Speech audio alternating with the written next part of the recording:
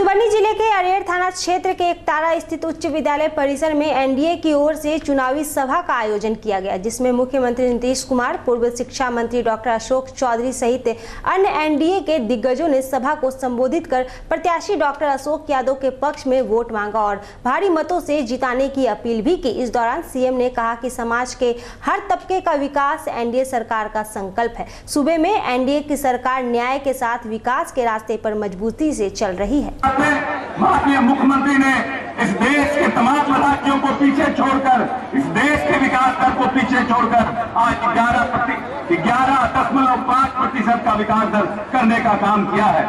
अपने 13 वर्ष के शासनकाल में इस प्रदेश में 20% बच्चे स्कूल के बाहर थे और आज 1% से कम बच्चे स्कूल के बाहर हैं। जहां पुल का निर्माण नहीं हुआ हो, चाहे कोई भी ऐसा गांव नहीं है जहां बिजली तक नहीं पहुंचा हो, हॉस्पिटल का निर्माण हो, सभी क्षेत्रों में काम हुआ है। बदलो मैं आप लोगों के बीच में आज लोकसभा प्रत्याशी के रूप में आया हूं, आप लोगों से आशीर्वाद मांगने आया हूं। और आज लोकसभा का चुनाव और हम लोगों की एक ही इच्छा है कि केंद्र में फिर से मोदी जी के नेतृत्व में सरकार बने और उसका कारण बहुत स्पष्ट। मोदी जी के प्रधानमंत्री रहते हुए भारत की प्रतिष्ठा बढ़ी है, भारत की इज्जत बढ़ी है, भारत का सम्मान बढ़ा और जिस प्रकार से आतंकवाद के खिलाफ उन्होंने सशक्त और त्वरित कार्रवाई की है, उसको लेकर अपने समस्त भारतवासियों को, देशवासियों के मन में एक आत्मसम्मान का भाव पैदा हुआ है। दलसिंहसराय अनुमंडल के विद्यापति नगर स्थित विद्यापति धाम मंदिर, जो भक्त और भगवान की नगरी के नाम से भी जाना जाता है, इस चुनाव मौसम में वहां के स्थायी लोगों ने उजियारपुर विधानसभा से खड़े दो दिग्गज नेता नित्यानंद राय और उपेंद्र कुशवाहा में से किसे वोट देंगे और पिछले 5 सालों में सांसद रहे नित्या राय ने इस क्षेत्र का क्या विकास किया है और क्या होना चाहिए, इस पर खुलकर उन्होंने बात कही। उन्होंने सरकार के द्वारा चलाई जा रही योजनाओं की पोल खोलते हुए कहा कि सरकार की योजनाएं सिर्फ कागजों पर ही फल फूल रही है, जमीनी स्तर पर कुछ दिखता नहीं है। मैं किसी को नहीं चुनना चाहता हूं और मैं ये कहना चाहता हूं मोदी जी को।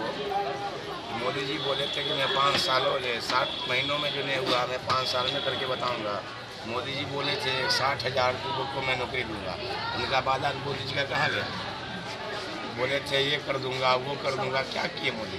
विदेश घूमने के लिए जाते हैं सप्ताह में। 60,000 करोड़ का ये केवल 5 साल में फोटो खिंचवाए हैं, ये सब पब्लिक का पैसा लेके। बोले थे मोदी जी कि हम गरीबों के खाता में इतना करोड़ डाल देंगे, कहाँ गया मोदी जी का ये वादा? तो ये 5 सालों में जो मोदी सरकार बनी तो क्या विकास होना चाहिए था इस क्षेत्र का और क्या हुआ? अभी तक तो हमारे क्षेत्र में कोई विकास नहीं हुआ। यहाँ तो यही देखते हैं खाली चोर और चोरमाल का काम चल रहा है, ब्लॉक हुआ, पंचायत हुआ, इस सब में सब तो 420 का काम चल रहा है, गरीब इसमें मारा जाता है। सरकार के द्वारा जो योजना चलाई गई तो जी प्रधानमंत्री योजना, जो बोले घर की योजना, पानी का योजना, गैस का योजना, कहाँ कहीं लोग सुनता है?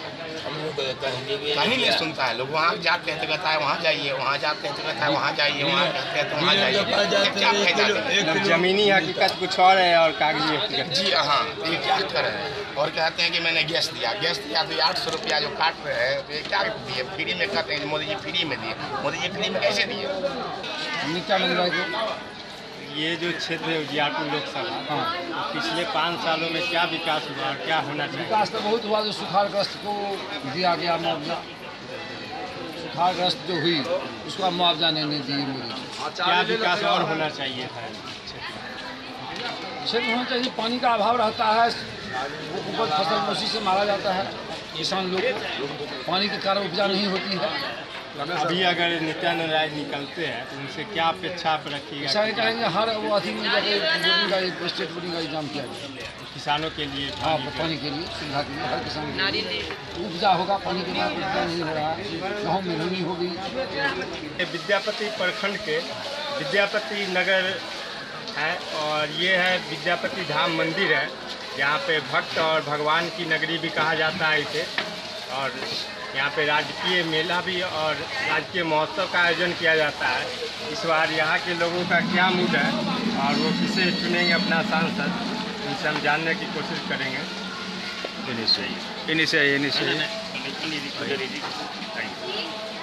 क्या नाम है आपका? हमारा नाम पशुपति नाथ गिरी है। इस बार आपका किसे चुनिएगा? हम तो नित्यानंद राय कमल का फूल को चुने रहे हैं।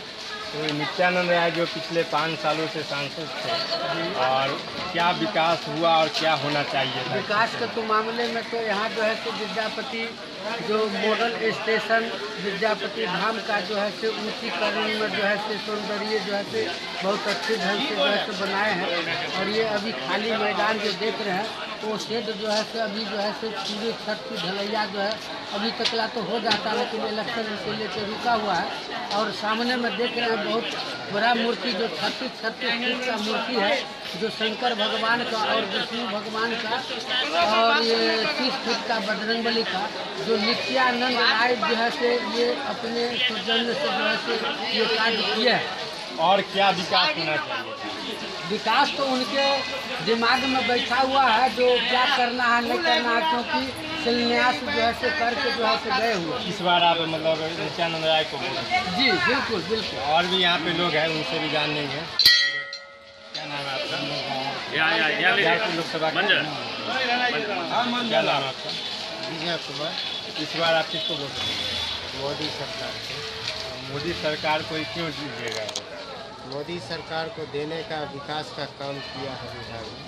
क्या विकास का काम किया?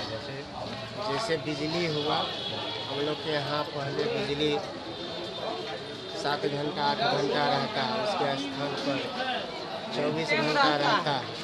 तो अभी जो पिछले 5 सालों से सांसद महोदय यहाँ के जो थे, तो क्या विकास किए और क्या होना चाहिए था विकास? विकास का दर अच्छा रहा, इसीलिए हम लोग फिर चुन रहे हैं उसको। आप क्या काम करते हैं अभी? अभी हम फ्रूट्स का बिजनेस करते हैं। तो जैसे 2016 में नोटबंदी हुआ, उसके बाद आपके बिजनेस पे क्या असर पड़ा? कम गया या फिर? नहीं, नोटबंदी के बाद क्या असर होगा? पूंजीपति जो लोग थे उनको हरास हुआ। बिहार में शिक्षा और स्वास्थ्य की स्थिति काफी दयनीय है। अस्पतालों में दवा नहीं है और विद्यालय में गुणवत्तापूर्ण शिक्षा तक प्रदान नहीं की जा रही है। साथ ही बिहार में अपराधी पुलिस के संरक्षण में आपराधिक घटना को अंजाम दे रहे हैं। उक्त बातें टाइटैंड सेवा संगठन ने राष्ट्रीय अध्यक्ष राकेश रोशन और प्रदेश अध्यक्ष विवेकानंद ठाकुर ने संयुक्त रूप से बेनीपट्टी के बरहा में प्रेस वार्ता के दौरान कही। उन्होंने कहा, पुलिस वाले को शराब बेचने से फुर्सत मिले तब ना किसी की बात सुनेंगे या फिर मदद करेंगे। शराब तस्करी से पुलिस को काफी फायदा मिल रहा है। अगर कोई पुलिस की बात नहीं मानता तो पुलिस उसके घर में 1 बोतल शराब रख उसे तस्करी के आरोप में उठा लेती है। लेकिन मधुबनी व बेनीपट्टी सहित पूरे बिहार के पुलिस वालों से एक अपराधी नहीं पकड़ाता है। शराब जो है ना वो खुदा की तरह हो गया है, दिखता कहीं नहीं है, उपलब्ध हर जगह है। राजस्व का घाटा जरूर हो रहा है, लेकिन सरकार को फायदा है इससे। इसमें जो सत्ताधीश पार्टियां हैं, जो सत्ताधीश लोग हैं, उनको काफ़ी फायदा है। ऑफिसर्स और पुलिस का भी जो है ऐसा मनवाना है कि अगर आप गलत नहीं भी हैं, अगर फिर भी पुलिस की बात अगर नहीं मानते हैं तो आपके घर में एक शराब की बोतल रख के और आपको उठा ले जाएंगे। अभियुक्त गिरफ्तार कैसे होगा? सत्ता के सहायक, जब अपराध सत्ता का सहायक बन जाए तो वहाँ पे सुधार मुश्किल है। इसके लिए जनता को ही आगे आना चाहिए। और जनता भी कैसे आगे आए? जनता जब आगे आते हैं भ्रष्टाचार को लेके तो डीएसपी साहब कहते हैं कि सारा ठेका आप लोगों ने ले रखा है कानून संभालने का। पश्चिमी चंपारण लोकसभा के एनडीए प्रत्याशी और तत्कालीन सांसद डॉक्टर संजय जायसवाल ने महागठबंधन प्रत्याशी डॉक्टर ब्रजेश कुशवाहा के खिलाफ मोर्चा खोल दिया। उनके एफिडेविट के आधार पर कई मामलों को उजागर किया है। उक्त संबंध में एनडीए प्रत्याशी डॉक्टर संजय जायसवाल ने प्रेस वार्ता में बताया कि जिस वर्ष यह विद्यालय में 7वां क्लास में एडमिशन लिया, उसी वर्ष गोपालगंज से मैट्रिक पास दिखा रहे हैं। साथ ही महागठबंधन प्रत्याशी के ऊपर बकाया लोन 2.19 करोड़ का दिखाया गया है, लेकिन कुल 5.62 करोड़ का लोन है। इन पर 1 करोड़ 62 लाख रुपए का बकाया भी है। इसके अलावा अपने 2 कंपनी का नाम भी नहीं दर्शाया। कुल प्रॉपर्टी 2 करोड़ की है, वहीं बैंक खाता बताता है कि 8 करोड़ की प्रॉपर्टी है। उसी साल गोपालगंज से मैट्रिक पास करता है, वही व्यक्ति का नाम गोपालगंज में दूसरा रहता है, राजकुमार शुक्ला में इंटर पास दूसरा रहता है, बेतिया में दूसरा रहता है। इसके अलावा उन्होंने उम्र भी गलत लिखा है। वहाँ पे ब्रजेश कुमार नाम का कोई व्यक्ति नहीं है। अब ये कहते हैं कि नहीं, परमा प्रसाद जो वहाँ हुआ है वो मैं ही हूँ। 1 करोड़ 62 लाख की चेक के साथ मैंने जमा कर दिया बैंक के रिजेक्शन लेटर के साथ, उस जो कि उन्होंने एफिडेविट में कहीं मेंशन नहीं किया है। उनका सिविल स्कोर बताता है कि उन पर 5 करोड़ 32 लाख की देनदारी है, पर वह कहते हैं कि केवल 2 करोड़ की देनदारी है। कहता है कि परमा प्रसाद मैं ही हूँ, और एक फर्जी डिग्री दिखाता है अमेरिका का, कहता है कि हमको मानद उपाधि मिली है, जिसका कहीं जिक्र नहीं है। लेकिन दुखद स्थिति यह है कि इसके नाम के आगे डॉक्टर लगाना अलाउ किया जाता है, जो कि सरासर गलत है। वैशाली लोकसभा निर्वाचन क्षेत्र के प्रत्याशी रतेश्वर कुमार का नामांकन रद्द हो गया है। बीडीओ के पद से इस्तीफा देकर नामांकन किया गया था, लेकिन अभी तक इस्तीफा स्वीकार नहीं होने के कारण उनका नामांकन रद्द कर दिया गया है। आपको बता दें कि नामांकन रद्द होने की सूचना मिलते ही वैशाली लोकसभा क्षेत्र के निर्दलीय प्रत्याशी रत्नेश कुमार ने कई तरह के आरोप लगाए और समाहरणालय सभागार में कुछ देर के लिए धरने पर बैठे और तत्पश्चात उन्होंने कहा कि लोकतंत्र का हत्या हो रहा है। हम जब प्रखंड विकास पदाधिकारी के पद पर थे तभी नेताओं के द्वारा टॉर्चर किया जाता था, अभी हमारा नामांकन रद्द कर दिया गया है। इसको लेकर हम कोर्ट का शरण लेंगे। तो ये अमित विक्रम लोकतंत्र के लिए कुर्बानी देने को तैयार है, ये हमारे लिए कुर्बानी देने को तैयार है, लेकिन किसी भी शर्त पे अन्याय बर्दाश्त नहीं होगा। आपने किस आधार पर कल 9 बजे बीना देवी को बुलाया, आज नामांकन आपने क्यों नहीं कैंसिल किया? बीना देवी की गिरफ्तारी हो, बिना देवी सीधा यहाँ प्लानिंग की तरह था। एक तरफ गवर्नमेंट वहाँ मुझे टॉर्चर कर रहा है, एक साल से यहाँ टॉर्चर कर रहा है। मैं आम जनता के बीच में जा रहा हूँ, तो डर से इन्होंने गलत स्टेप लिया है कि मुझे हमको दिखाएं, डीएम हमको दिखाएं कि ये कागज़ इसमें लिखा हुआ है नामांकन वैलिड होने के लिए आपका इस्तीफा स्वीकार किया जाना चाहिए। वो कागज़ जब तक नहीं देखेंगे यही हम धरना होगा। डॉक्यूमेंट दिखाएं, उस डॉक्यूमेंट में ये लिखा होना चाहिए किसी भी सरकारी कर्मी को इस्तीफा स्वीकार करने के बाद स्वीकार का पत्र आएगा, उसके बाद उसका रजिस्ट्रेशन हम नॉमिनेशन एक्सेप्ट कर सकते हैं। मैं उनके टेबल पर जाकर पूछा, उन्होंने कहा है कि आपका इस्तीफा स्वीकार नहीं किया गया। मुझे आप लोगों के माध्यम से वो लेटर चाहिए जिसमें ये लिखा हुआ है किसी भी सरकारी कर्मी को नौकरी छोड़कर त्याग कर वो नौकरी से छोड़कर जो चुनाव लड़ते हैं उसके लिए इस्तीफा स्वीकार किया होना चाहिए पहले। ये कागज़ मुझे देखना है।